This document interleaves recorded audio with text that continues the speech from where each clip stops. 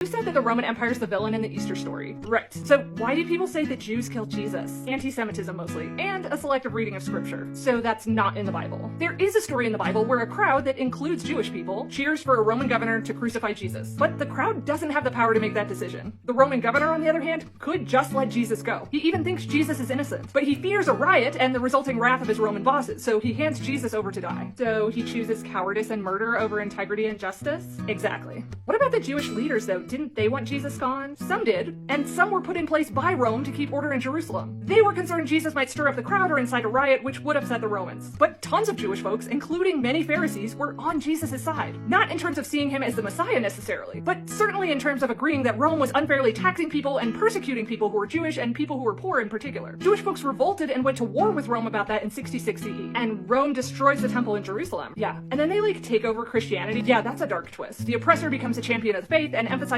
obedience over liberation. Rome not only destroys the Jewish temple in Jerusalem, they also knock the legs out from under what had been a subversive anti-empire movement. Does that mean the Jesus movement failed? Not entirely. I'd actually argue that that's the resurrection message of Easter, that the liberating truth of God's love and justice for people on the margins persists despite attempts by people in power to snuff it out.